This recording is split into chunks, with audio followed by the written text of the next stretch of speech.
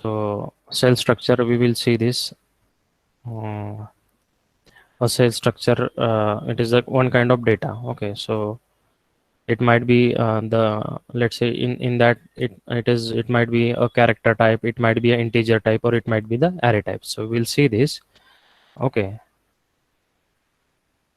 A cell array, which is the data type with index data container called cells, where each cells can contain any kind of data. It might be a text, it might be an array, it might be, let's say, some integers. Okay, so this kind of table we can create. Okay, so we have different kind of data. Some of are like text, that is character, some of attributes that consider with the integer value. Okay, so now we will go with the data import and export and data conversion. Okay, so how to import data, different file which is Hi, Milind. Hi, okay. Ashok. This is Zafar from Design Tech. Yes, sir. Ah, hi, sir. Hi, sir. How are you, sir? Doing fine, sir. Sorry to interrupt, Milind.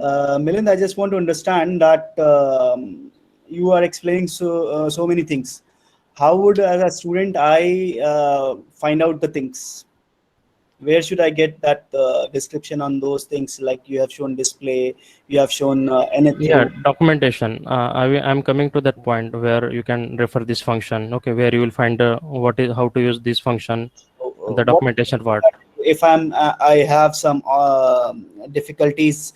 I don't want to go directly into the documentation. What other ways for the help and documentation? Could you please let us know on that things also? Yes, yes, sure, sir. Okay, so let us see.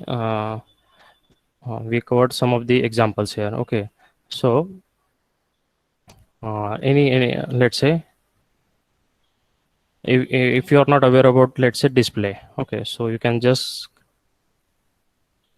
use help section. Okay,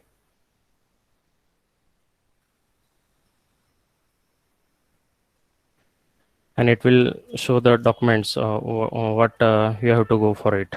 Okay, it will just few minutes, it will open up. Okay, so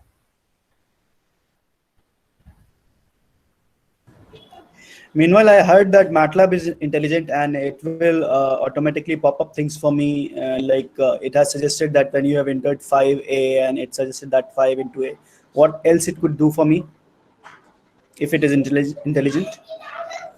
it will correct what you done the mistake. So it will show some suggestion, it will correct you, it will help you. Okay, guys. So whoever has attending this session, MATLAB is an intelligent tool which will help out you in various ways. Like Milind has entered 5A and it suggested that you mean to say like that. So generally in equations, we write like multiplication as a 5A. Okay. But MATLAB doesn't understand that thing. So it has to provide some operator in between the two things, either number or variable. So he has inputted that A as a variable, and in that variable, he has to insert some kind of operator. So that operator, that MATLAB is suggesting that might be asterisk. Similarly, like he has written nth root. So could you please remove this and say that nth root in this or this or whatever the command you want to, and just put one parenthesis. Yes, wait. So what it will do now, it will suggest out you that things also, that what we have to insert in that. Okay.